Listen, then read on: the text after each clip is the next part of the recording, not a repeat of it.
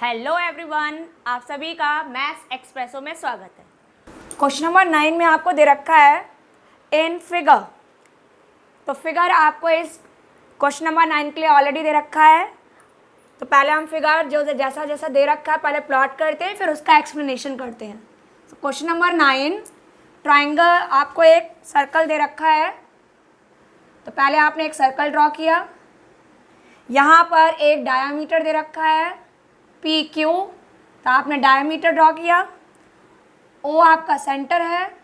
यहाँ पर आपको एक टेंजेंट दे रखी है जो इस पॉइंट पी से पास हो रही है और इसकी नेमिंग है एक्स एंड वाई। ये आपका पहला टेंजेंट है। इसके साथ में आपको एक और टेंजेंट दे रखा है which passes through the point Q और इसको हमने नेमिंग दे रखा है X dash and Y dash.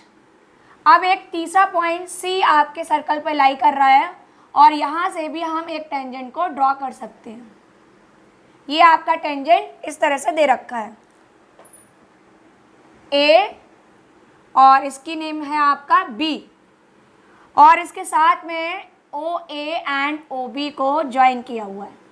तो इतना तो आपके फिगर में ऑलरेडी दे रखा है। जो जो चीज़ें फिगर में मेंशन थी वो हमने यहाँ पर मेंशन कर ली। तो पहले आप क्वेश्चन रीड करें।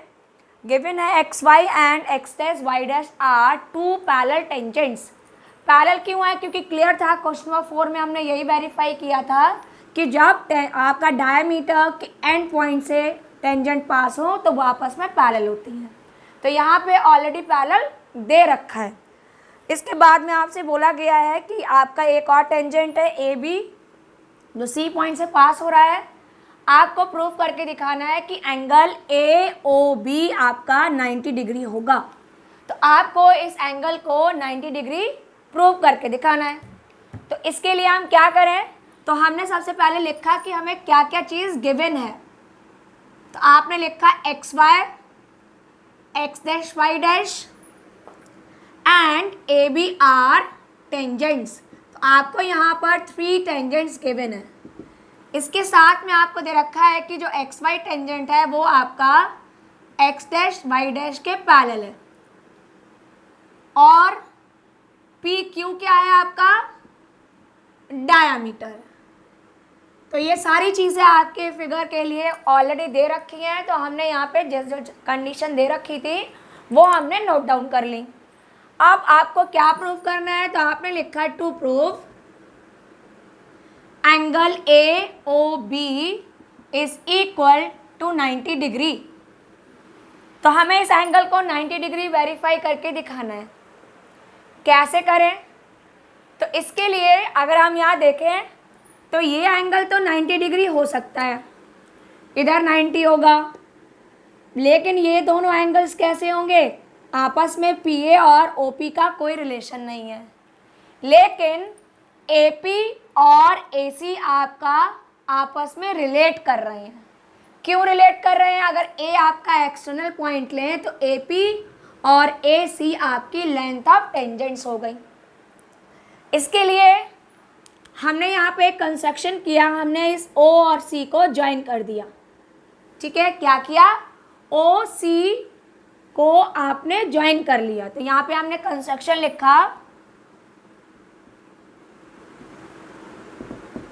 ज्वाइन ओ सी। अब जैसे ही हम ज्वाइन करेंगे इनको तो इन दोनों आप ट्राइंगल्स को कॉन्ग्रुएंट प्रूफ कर पाएंगे। कैसे करें? देखो, आपने पहला ट्राइंगल लिया A P O, A P O और ए सी ओ। तो ए पी और ए सी आपस में इक्वल हो जाएगा क्योंकि लेंथ ऑफ टेंजेंट्स है। ओ पी और ओ सी इक्वल हो जाएगा क्योंकि दोनों ही आपकी रेडियस है। ओ पी भी आपकी रेडियस है और ओ सी भी रेडियस है।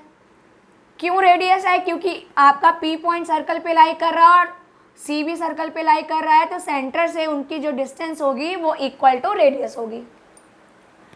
अब इसके बाद में तीसरी कंडीशन जो ओ ए लाइन है वो इन दोनों आपके ट्राइंगल्स में कॉमन है। तो इसको हमने यहाँ पे यूज़ करें तो जैसे हम यहाँ यूज़ करेंगे वैसे ही आपका ये जो एंगल है अगर मैं इसको नेमिंग दे दूँ एंगल 1 और ये ले लूँ एंगल 2, तो एंगल 1 और 2 क्या होंगे, आपस में इक्वल आ जाएंगे। ठीक है, सेम वही प्रोसीजर हम यूज कर सकते हैं आप इस वाले ट्राइंगल में। कौन सा, BOQ एंड BOC में। आपका ये साइड इस साइड के इक्वल होगा, लेंथ ऑफ टेंजेंट। OB आपका कॉमन साइड, और OC और OB भी OQ भी आपका रेडियस हो जाएगा। तो जैसे ही हम इसे कॉन्ग्रेंट करेंगे वैसे ही आपका एंगल 3 और एंगल 4 आपस में कैसा हो जाएगा, इक्वल। फिर हम यहाँ पर क्या यूज़ करेंगे, तो पहले हम इतना लिख लेते हैं, उसके बाद में फिर क्या करेंगे, उसके बाद में एक्सप्लेन करते हैं। ठीक है, तो यहाँ पे हमने लिखा प्रूफ। सबसे पहले हमने लिया है in triangle AOC and triangle AOP। AOC लिया और AOP लिया। इसमें आपका OA जो साइड है वो आपकी कॉमन साइड है।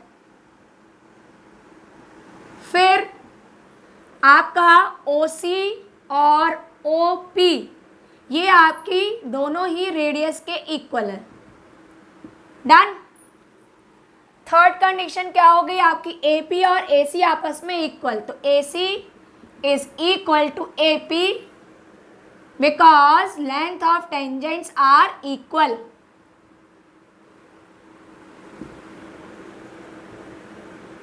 तो जैसे ही आपका ये इक्वल हुआ उसी तरह आपका ये ट्राइंगल कैसा हो गया, triangle AOC is congruent to triangle AOP। किस प्रॉपर्टी से, side side side congruency rule से। और जैसे ही आपके ये कॉन्ग्रुएंट होंगे हम कह सकते हैं कि एंगल 1 एंड 2 आपस में इक्वल हो गया। Therefore angle 1 is equal to angle 2 by CPCT। ठीक है, तो ये आपका पहला रिजल्ट हमने निकाला इन दोनों ट्राइंगल्स को क्या करके, कॉन्ग्रुएंट करके। सेम यही प्रोसीजर हम लगाएंगे नीचे वाले ट्राइंगल्स में। तो आपने यहाँ लिखा इन ट्राइंगल, अब कौन सा है, BOC और BOQ। तो in triangle BOC and triangle BOQ, यहाँ पर आपको OB कॉमन साइड दे रखी है, तो आपने लिख लिया OB is equal to OB। ये हो गया आपका कॉमन साइड। डन। फिर क्या बोला गया है, आपका जो OQ और OC क्या है, इक्वल। तो जहाँ OC है वहीं OQ है, तो OC is equal to OQ। और ये क्यों इक्वल है, because these are the radius of circle. Radii क्यों लिखते हैं, because it is the plural form of radius. Okay, अब हमने यहाँ पर इसके आगे का स्टेप लिखा। क्या लिखा, दो कंडीशंस हो गई। थर्ड क्या है आपका, BC is equal to BQ। तो यहाँ लिखा BC is equal to BQ because length of tangents are equal.